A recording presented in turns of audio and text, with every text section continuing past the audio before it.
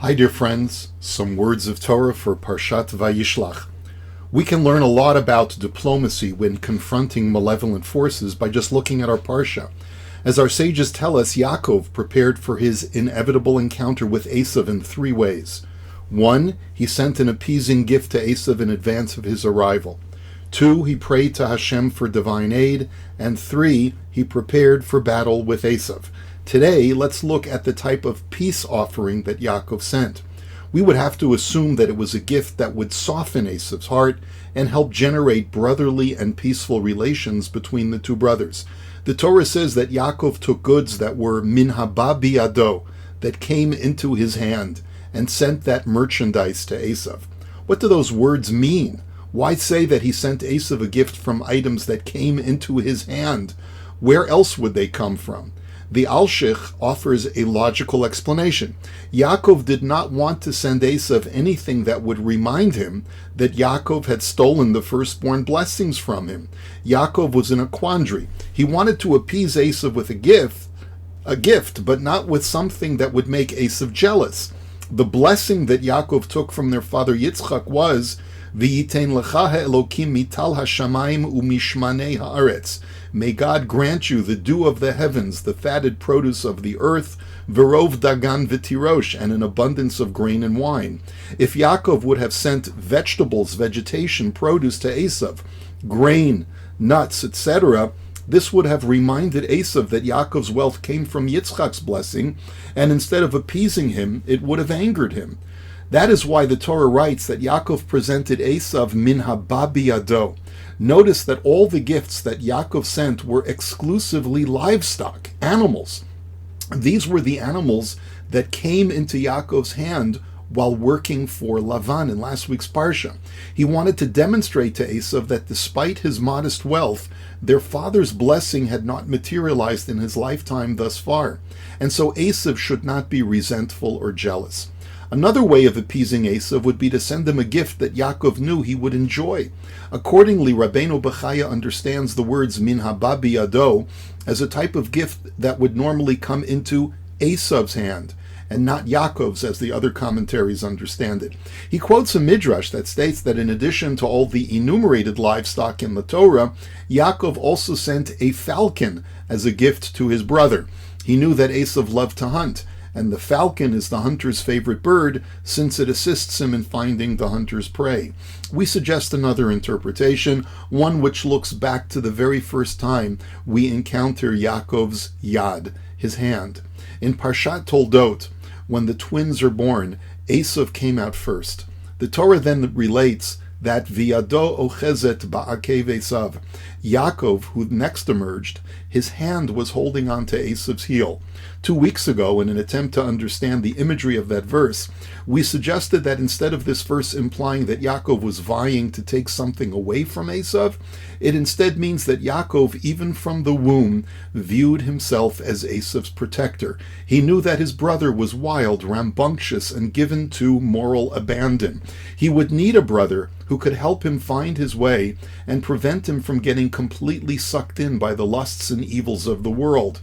He was holding onto his brother's Achilles heel, his weak spot, in the hope of protecting his brother. This symbolic gesture of a newborn baby portended that Yaakov truly was destined to be the firstborn, the elder brother who protects the more vulnerable brother. Perhaps the appeasement message that Yaakov was sending to his brother in the gift was this: my whole intention in receiving our father's blessing was to actualize what I did as an infant, holding on to your heel and lovingly protecting you. These gifts that I send you demonstrate that I know how to take care of God's creatures. You will see how I treat my livestock with care and compassion. I make sure that just the right proportion between males and females is present in each flock, so there's no strife among the animals. The Torah states, V'revach tasimu ben eder uvein eder, that Yaakov commanded his proxies to place sufficient space between each flock or species of animal. This demonstrated that Yaakov wanted to ensure that animals of one species would not antagonize or disturb a different species of animals. Even though he could completely dominate these animals and be cruel to them, his nature was to be kind. Yaakov was demonstrating to Esav that this was his life's mission, to take care of others. to help treat all of Hashem's creatures with compassion and care. And that is why he was at this moment returning home to help his brother and shower him with care. We note that the verse which informs us about Yaakov preparing a gift of min haba biyado transpires at night, since the verse opens with the words Vayalen sham balayla hahu. Yaakov lodged there that night. It turns out that he sent Esav the gift of livestock in the middle of the night. Why would he do that? If his message was, I'm here to help, then it would make sense for Yaakov to convey his message at a time of darkness, as if to say, I know that you may be going through a dark patch right now, and that's why I'm here to help. So it was min haba biyado, something that was within Yaakov's power to do. By presenting his brother with this livestock, he was saying, this is my yad, this is what I'm here for. Just like I held your heel back then, I'm here to hold your heel again. We note we are now at a stage of war in Israel, where Israel has to start thinking about cleaning up all the mess and making both the land of Israel and the other lands of the Middle East livable again. As Esav's brother, we have to face his wrath, but we also have to show him that once all the fighting is over, we're ready to be a good brother again. This past week, our peace was once again disrupted in Toronto by angry protesters who sought to intimidate and harass us. A lot has happened since March, when we last had a protest group outside our shul. We were hoping the police would shut them down, but apparently we still have a lot of work to do in convincing the police to do their job. The truth is, however, that these protesters now look pretty pathetic, still chanting pro-Hamas slogans at a time when Hamas, Hezbollah, Assad, Syria, and soon, God willing, Iran will have all been eliminated. Since October 7th, Yaakov's progeny prepared for war and successfully waged war with Esav's progeny. Yaakov is winning the war despite the heavy toll. We will soon see how the benevolent spirit of Yaakov, the older brother, converts all of our retribution to our enemy into benevolent care for a more immature brother who doesn't realize that if he would only seek peace instead of war, he would get so much care from his brother Yaakov. The nature of the Jewish people is, as our sages teach, to be rachmanim baishanim v'gomlei chasadim. We are merciful, we feel a sense of shame, and we bestow kindness.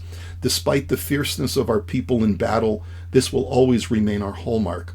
We get these traits from our holy ancestors, and it is why we have an instinct for caring for others. May we truly have the privilege one day of being the caring brother for the rest of humanity. May we see that day, dear friends. B'mhei Rabbi Amenu. Amen. Here's wishing you a beautiful Shabbos. Shabbat Shalom.